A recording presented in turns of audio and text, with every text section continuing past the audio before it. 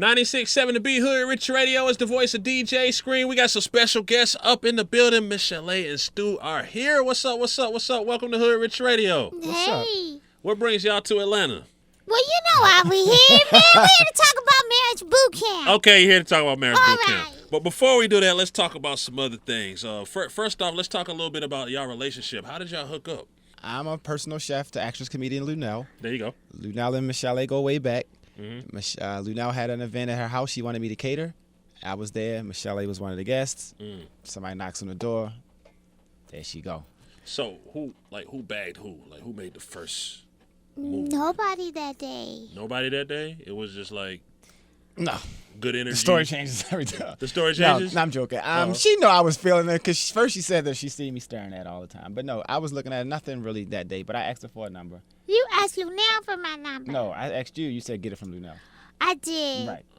Don't worry. See, That should have been the first sign. I got the elephant memory. That was the first sign. Then he was like, I'll walk you to your car. I took a lift. That was fun. I mean, that was a second time. So it's safe to say he bagged you. Yes. Then you wanted to be bagged. So that's Well, why Not eventually. really. She didn't really want to get bagged. I did bag, but I think the handles fell off the bag on the way to the thing. Oh my goodness. Yeah. So Well, it's been a pleasant experience, we imagine, so far. And what's some of the things that you guys do together or individually to make the relationship work? Like y'all could have a common show that y'all may watch. Well, y'all yeah. might have a day when y'all just talk. Y'all might just argue for the hell of it. Y'all might, you know what I'm saying? Like what makes the ship sail? take the last one. Well, we started off shooting dice. Shooting dice. Yeah, we had we that in started common. off gambling. Yeah. Definitely some California love going on here, boy. Yeah. Shooting dice and who'll win? I was teaching her how to throw the all small. Yeah. Yeah? Well, yeah. So you took his money? No, we talking about the casino. We really went Oh, to the the casino. He casino. taught me how to really play. Oh, the real deal. Yeah. So was that was something good. we did, Yeah. Books. We got a lot of the same books. We've read a lot of the same books. Some of the same television shows. We definitely just got finished binge watching something together. Okay. But really, the thing that was the similarity was the fact that she travels a lot and want to have that downtime to really just be in the house and chill and do nothing.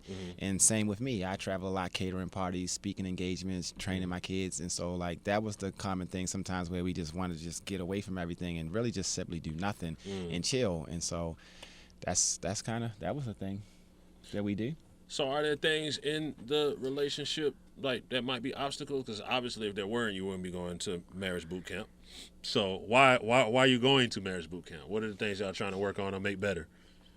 Well, I thought it was a good idea to go because they had this lie detector test. And I thought you could ask a lot of questions, but you really can't. You can only ask one. Oh wow. I didn't know that. So, but that was my main goal because I thought I could nip it in the bud. But it didn't work that way. So, initially what we went into the house with is what we came out. It wasn't what we came out with. So I don't know if we made a bad situation worse, quick situation quicker. You know, I don't know. You know what I mean? Right. But when we came out, we literally had to start all over. I know that you can't give away like any of the season, but what's one of the most valuable things that you think you learned like individually or collectively from going through the Marriage Bootcamp? Well, I learned to listen. Listen. Absolutely. Okay. I learned to trust. Trust. Oh, God, that's a crock of crap, man. Let's not lie here. This is not true. You don't trust him, bro? No, that's not ding, ding, ding. That is so not true. If you did, no, he did say, I heard him. Did you, wait, because I'm listening. He said he's learning. Learning to trust. That's the key word, Okay. learning. That doesn't mean he trusts. See, my listening is paying off. So this is because of prior trust issues, not something she did, or it gets deep? That's a Oh no, honestly, again, like I can't really say because I didn't walk in the house with that feeling. Right, so right, that right. wasn't something I had when I walked in. Right. So no, it's not that at all.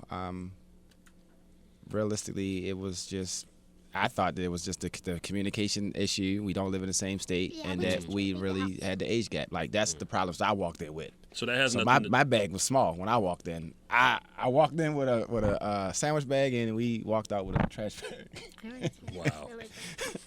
That has nothing to do with the FOMO situation? Because I saw on the show. I still don't even know what that means, to be honest with you. Fear of missing out. What am I missing? Who's missing out?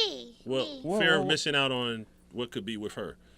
No, because what's supposed to be will be. So what was Right. the fear? And Right. I had already had a relationship with her before we got there. So the fear was us never getting to the point where we were in this situation. We was already in the situation that I wanted. Okay. So what? There was nothing to fear. Fair enough.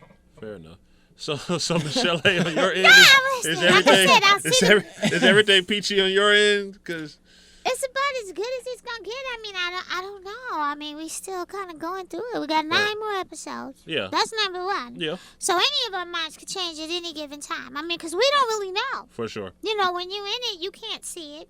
We don't know what it looked like because we were so deep in it. So, but I did.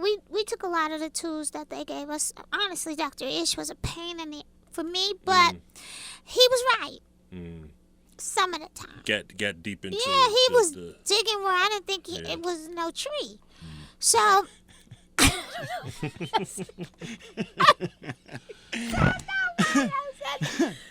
he was, and then he bring up stuff, and then you have to get over that, and then go. You know, it was just a lot. But I think it's a good program if you don't put the hip hop edition on it. You know, I think Marriage Bootcamp is probably good for people. I do. What do you think?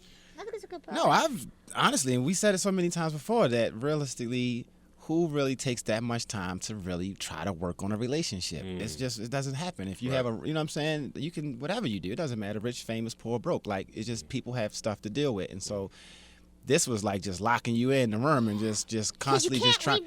Yeah, and so like to me, it was just like, we'd have been stopped arguing about half the stuff we could argue. We either went out to dinner, we'd went to movies. Right. If something would have you happened, had to like, get on this flight, girl, and then be it's right in like, front whatever. of So it was it. just like, that was a thing. And then groupthink. I mean, honestly, you feel the energy and the pressure from everybody else's problems. Like, honestly, you know, and people are energy. And so, like, if somebody feeling bad over here and they sitting over there, it collectively makes everybody feel like that. And so a lot of times, you want it to feel good, but like if 7 people in the room are feeling one type of way, it doesn't take long before the 8th person start to feel that same way too. So a lot of what you was witnessing was really the strain of problems that really wasn't yours. I mean, it was a lot because you're hearing everybody else's problems, then you already knew the problems that you had, and then so it just began to boggle you down to a point where it was really what they call it, boot camp, mental training. Michel'le, let's talk music a little bit. You made some legendary music, a lot of hits. How do you feel about like maybe the current state of music, R&B, or the music that you hear? Do you enjoy the current? You're looking down. Does that mean? Oh no, Brent is. I love Brent Fayez. Come Brent on, Fayez. come on. There's some real good stuff out there. Yeah. You just gotta. The only thing that I don't really have an issue with music. I think because what we did, I'm pretty sure we used to call it borrowing a little bit from what we used to do too as well. But there was still a creative individuality to it. And now, like, my daughter has to tell me who's who. And she goes, that's a lot of people look and sound the same. Yeah, she has to really keep saying that to me. And I keep going, wow, that's, because I think because we're so saturated, because it's quicker to get to now. You know what I mean? So you would have a Stephanie Mills every 30 years. Right. Now you got a Stephanie Mills every day. It's harder, and that's the only thing, because a lot of it now that I really listen to it, like when I listen to, what's his name, Roddy Ricch, I just figured out what the box is. So give me a break. Hold down. Now, how did you figure that out? I finally, after I stopped mimicking the lyrics, I really listened to the lyrics. Right. I was like, the stick in the box. Yeah. I said, I got it. Ding, ding, ding. It just hit you. It just hit me. And then my daughter, who's 17, she really didn't know. I said, B, let me tell you what the box is, because she doesn't know what a box is. That's not her area of talk. Right. You know what I mean? So some of the music is really informative. Informative, right. That's it a good word. really is. That's and a good word. I've found a way to listen to it, you know? And some of the beats all of them are sexual, of course, and the undertones in it. But I mean, you had a Brick House back in the day when we kind of knew what they was talking about. Cameo way ahead of their time. Right. So it's not like I'm shocked by it or whatever. I just think it's it's just familiar. That's all. This has a familiarity about it. What do you think of the new music? I'm always for. I love young people doing positive things because we all came from a lot of young people not doing positive things. So if that's what works for them, and that's gonna keep them from sticking me up. You know what I'm saying? Rap about what you want to rap, wear what you want to wear. Right. Big jeans, skinny jeans, whatever you want to do. Just find something to do. DJs probably saved my life. Yeah. You know what I'm saying? So you got to find something to be into. That's my opinion. And you get to hear it all. And you know what's funny, too? I go to a lot of clubs now. And, like, back in the day, they used to play almost the whole record, if not the extended version. Now, 30 seconds.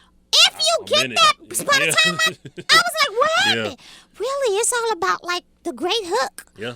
Like, seriously, I was very shocked at that. Let's get and to I was it. 2 hours in that club. It's a lot more music these It's days, a too. lot more, and it's so BPM'd all together that it's almost a familiarity. It's like, Right. you don't even have to, like, I remember back when they had to slow it down and wait and do all this. And no, it's right, they just rise right into it. I was like, wow.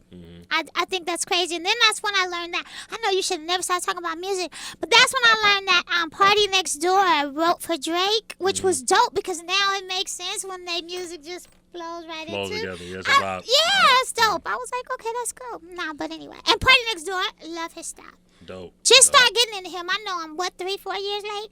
Am I? No, well, Maybe 3 as years? long as you discovered it, don't matter when. It don't matter? Okay, Yeah. thank you for the pass. As long as you discovered it. I didn't know. Stu, if you in the doghouse a little bit and you make Michel'le mad, you have the gift of cooking. What's the meal that you would cook her to make her happy and bring yourself out of that weird space?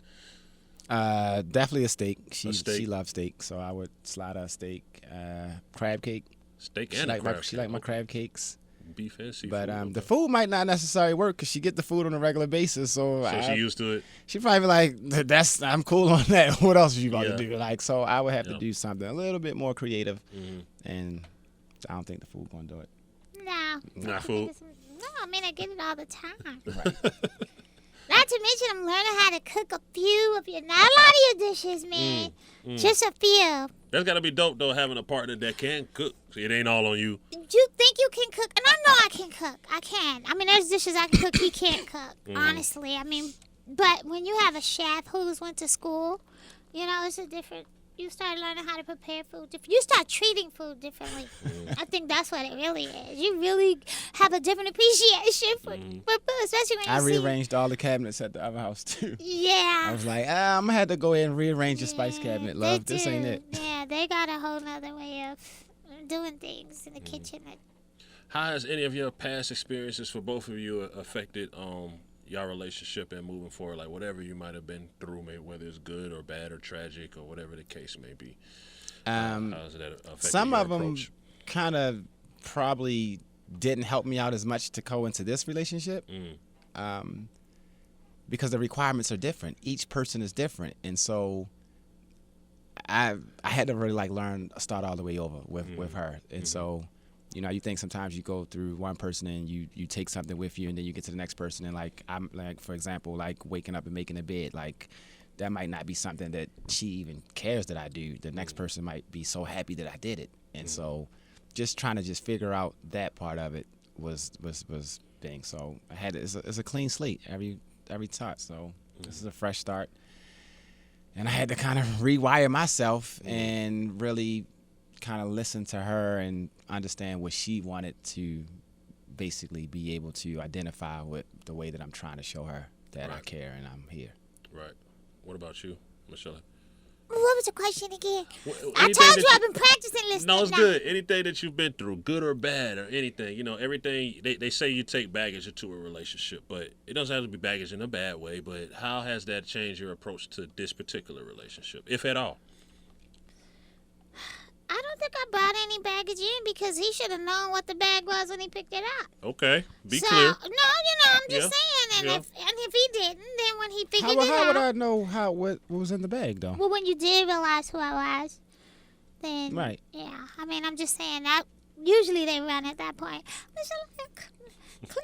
I mean, usually, but that's another thing that was spooky because you get curious as to know why this dude ain't ran yet. You know what I mean? knowing, okay, this Michel'le. Maybe he likes you or loves you. This is what. Maybe this, I'm not judgmental. Maybe I have That's what nothing I'm to do with saying. anything that happened right, for right. me. So that would make a girl keep wanting to listen because he ain't running. He's still calling. So that was another thing. But no, I didn't. None of that was on my mind because you have to remember in the beginning, I wasn't looking for anything. Right. So I wasn't nothing to see. I couldn't tell you that because I wasn't looking for anything. He kind of just stayed persistent, and eventually it just ended. We're here on Marriage Bootcamp at 96.7 with you. There it is. Yeah, From Luenell's door. There it is. Oh. Yeah, here we are. Whoa. I would have never guessed it. I'd have never thought it. Yeah. No. There but, it is. No, I just thought I could speed up the relationship by going on there and not wasting, And really, it really did do that. Only it did it in reverse. Mm. Right? It did. It sped it up all right, didn't it? Sped it up, slowed it back down. Let everybody know where they can check out Marriage Bootcamp and when they can check it out, and give everybody your Instagram so everybody can check y'all out. Marriage Bootcamp is on. WeTV Thursday nights at 10 o'clock. Yes. Check me out, Chef Stew, on IG and all over the internet right now, and I'm sure. Yeah, and Marriage Bootcamp, there's 9 more episodes left. A lot of times we live tweet. Come check us out. We're on WeTV. I'm on Instagram, Michel'le Music, MICHELLE Music. Of course, you guys have been waiting for this record, I know, for a long time. And if I put them all together, I'd have triple platinum. But it's coming for you guys soon. It's coming. Yeah. Coming soon. All right, big shouts out to Michel'le and Stew for pulling up the Hoodrich Radio with DJ Scream. It's 96.7 The Beat.